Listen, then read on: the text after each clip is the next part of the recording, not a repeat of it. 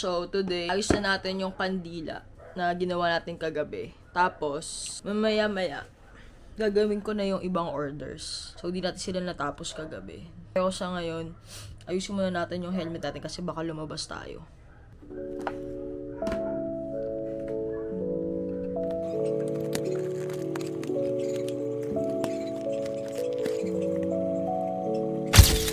Okay, so tapos ko na ayusin yung helmet. Tapos, gawin natin ngayon, mag-work muna tayo. Habang inaantay ko pa naman yung kandila. After nun, after natin mag-work, gawin natin yung ibang orders.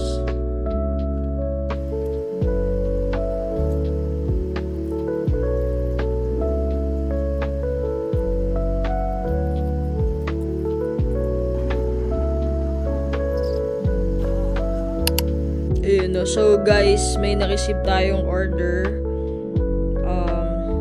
Siya po yung nag-comment na sa last vlog. Thank you po sa pag-order. Shout out po. So, ang dami pa nating pending orders. Yan. Kailangan nating matapos yan this week. Para ma-ship sila lahat.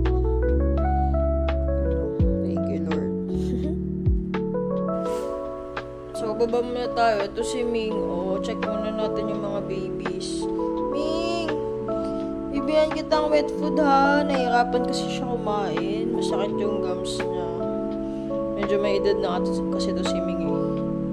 Ming! Ha? Bili kita wet food mamaya ha. Love you.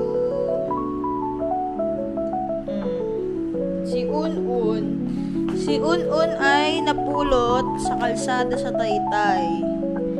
Si Pepe bigay ng kaibigan ng kuya ko. Ayun si Blackhead. Si Toothless, itong isang black na may edad na. Si Toothless ang tatay ni Blackhead. Mga stray sila, tsaka si Ming. Inadapt ko sila galing sila sa dati kong pinag-rentahan. Si Lomi kay Tin, sa girlfriend ko. Pusa niya yun sa kanila. Dinala niya dito nung time na after masagasaan. Kasi nangayayat si Lomi. Magaling nga si Lomi. Si Pepe, sweet yan. Sila lahat eh. Ming, I love you. Pepe. Hindi kita si Pepe. Si Lomi. Sila yung mga swerte dito sa bahay. Mga swerte namin. Mga babies. Ito si Lukreng. Ito ang pusa ng girlfriend ko. Si Kreng. Wala, papansin talaga si Lomi. Lukreng! Ganda niya, no? Behave yan. Mabait yan eh. O ba, nag-kiss pa?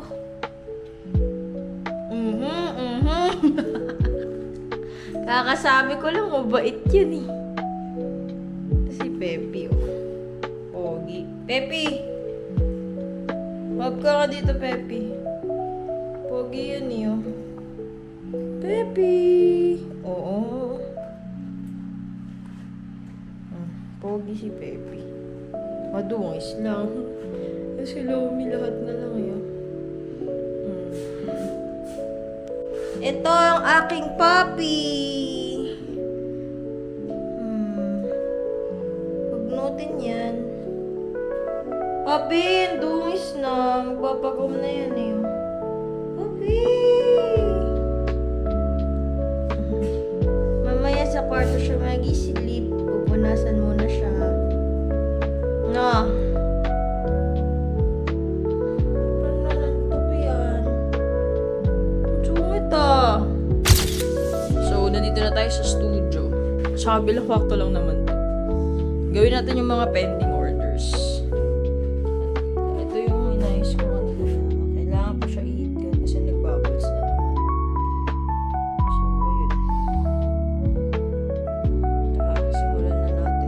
So, unbox pala po na natin tong package natin para dito sa studio. Medyo matagal na ata ito nandito. Ngayon ko lang i-unbox.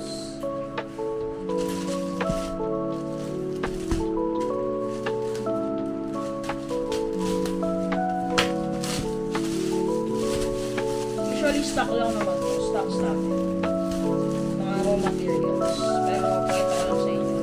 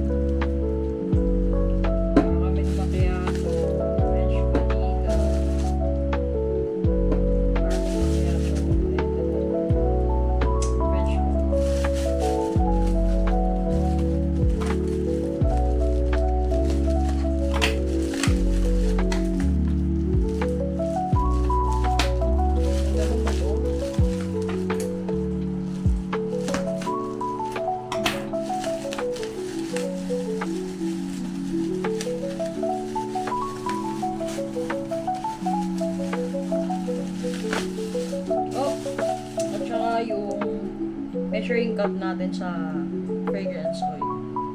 Yun. Nabasag kasi last time nung ni Moby, yung aso namin doon sa dati namin tinitiran.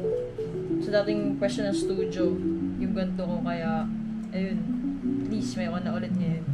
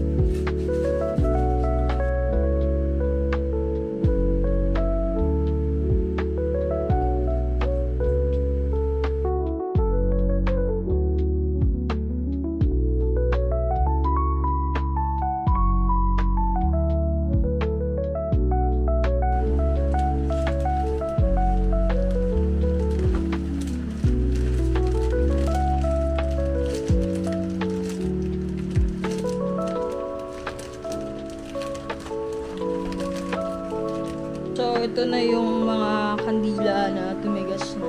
Yung orders. Yung isa inayos ko ulit. Kasi hindi smooth yung pagka-finish niya.